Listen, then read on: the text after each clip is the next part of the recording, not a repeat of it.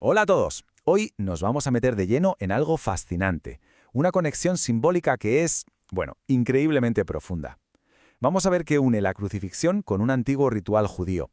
Y ojo, porque esta es una de esas historias que tiene miga, con detalles que no todo el mundo conoce. A ver, la historia de la crucifixión nos suena a todos, ¿verdad? Pero, ¿y si su significado más profundo fuera en realidad un puzzle? Uno que está escondido en un ritual de hace miles de años y que tiene que ver con dos machos cabríos. Sí, suena raro. La pregunta es, ¿cómo puede ser que un ritual con dos animales idénticos, pero con finales totalmente distintos, nos explique un único sacrificio? Venga, vamos a meternos en este misterio. Vale, pues vamos allá. Empezamos con el enigma de los dos machos cabríos. Para entenderlo tenemos que viajar atrás en el tiempo, al antiguo Israel, y centrarnos en un día muy especial, el día de la expiación, o como se conoce, el Yom Kippur. El Yom Kippur, a ver, no era una fiesta más, era sin duda el día más sagrado de todo el calendario judío. El único día del año en que una sola persona, el sumo sacerdote, podía entrar, digamos, en la presencia directa de Dios, en el lugar santísimo. ¿Y para qué? Pues para interceder por los pecados de toda la nación. Una responsabilidad tremenda. Vale, ¿y en qué consistía el ritual? Pues mirad, era bastante específico. Primero, se presentaban dos machos cabríos que tenían que ser idénticos. Luego se echaban suertes. Uno quedaba designado para el Señor, el otro para Azazel. Y aquí viene lo interesante. El primer macho cabrío se sacrificaba, y su sangre se llevaba dentro al lugar santísimo. Pero al segundo se le confesaban encima todos los pecados del pueblo y se le enviaba vivo al desierto. ¿Se ve el puzzle? Dos animales iguales. Uno muere y su sangre va hacia adentro. El otro vive y es enviado hacia afuera. Dos acciones, dos destinos opuestos, pero un solo objetivo: la expiación. Entonces la pregunta es obvia, ¿por qué dos sacrificios tan diferentes? O sea, ¿por qué la sangre de uno va dentro y el otro es enviado fuera? Pues mirad, esta diferencia de lugar, esta geografía, es la clave de todo. Dentro del campamento sagrado y fuera en el desierto. Si entendemos esto, empezamos a resolver el puzzle de la crucifixión.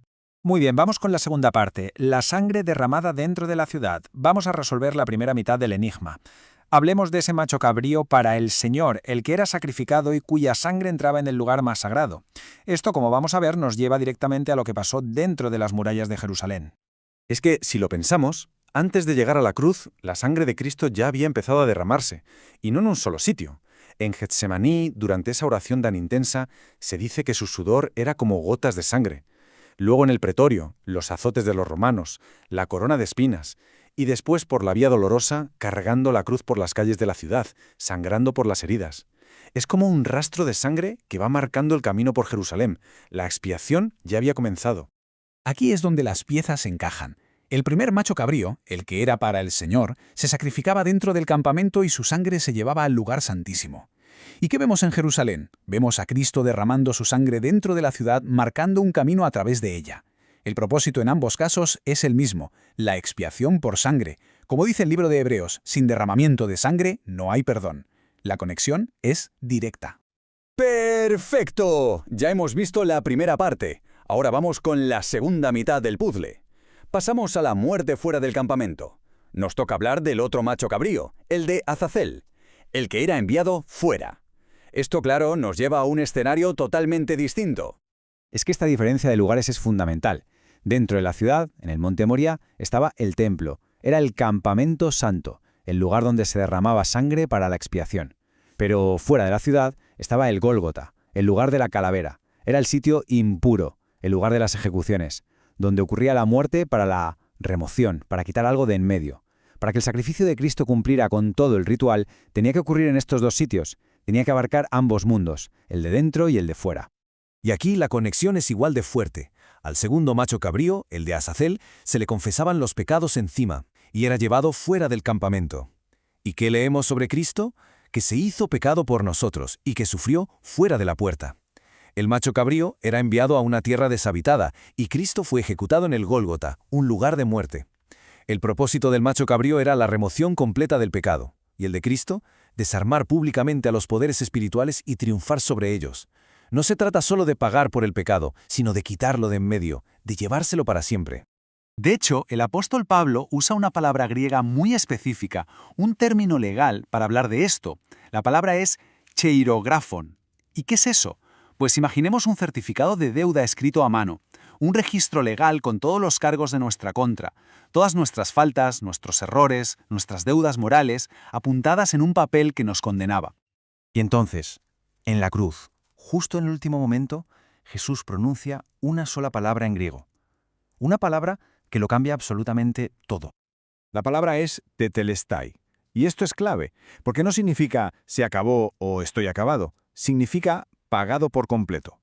En el mundo antiguo, cuando una deuda se saldaba, se cogía el certificado, el cheirógrafon, y se le estampaba encima esta palabra, tetelestai. La muerte de Cristo, por tanto, no fue una derrota, fue la cancelación definitiva de esa deuda. Ese documento legal que estaba en nuestra contra fue clavado en la cruz y anulado para siempre. Vale, pero la historia no acaba aquí, en la cruz. Aún nos queda una pieza final del puzzle, del ritual del Yom Kippur.